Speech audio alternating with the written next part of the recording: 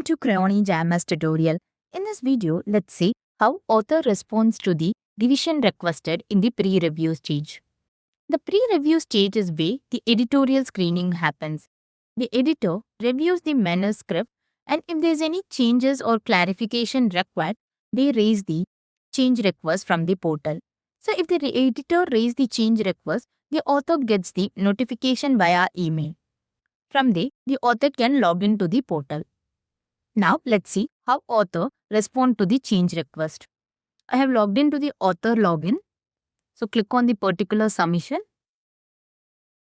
And in the submission title, you can see the status has changed to requested changes. So and even in the notification section, you can find the editor has raised a change request. So now I'm moving on to the submission. Under the submission tab, you can see the requested changes. Click on the drop down. You will be able to view all the important revision details on this page, such as who requested the revision, what is the request date, and response due date and review due date. The response due date is the date by which the author must acknowledge the revision request and confirm their intention to submit a revised manuscript. The review due date is the final date by which the author must submit the revised manuscript for further evaluation. Authors are advised to submit their revision on or before this date to avoid delays in the review process. And in the Notes to Author section,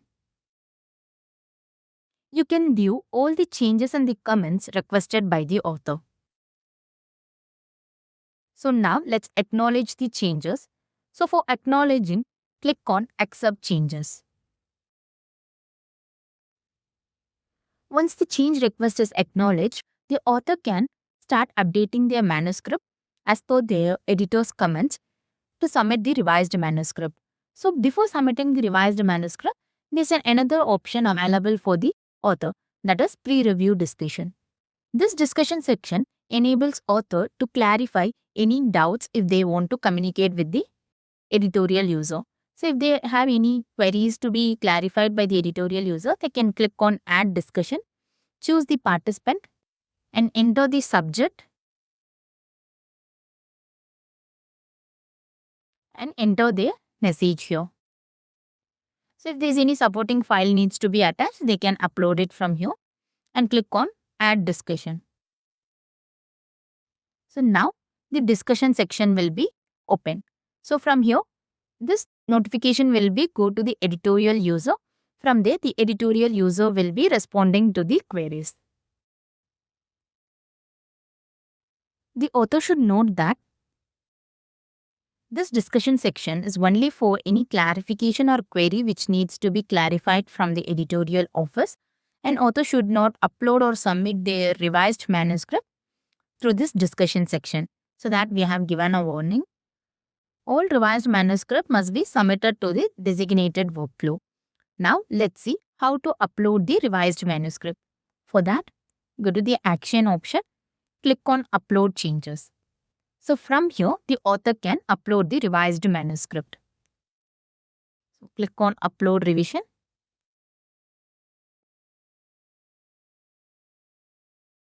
Now I'm uploading the revised manuscript. So here the author must choose correspondingly to which the revision is requested. Let's say for example, if the revision is requested for the source file, they can click on Source File, Upload Revision, and upload the revised manuscript here. So since the editor has requested the changes in the manuscript, I have correspondingly uploaded the revision to the manuscript file. So if the author wants to add any additional files also, there is an option provided here. They can click Yes and choose the file type and upload the additional files.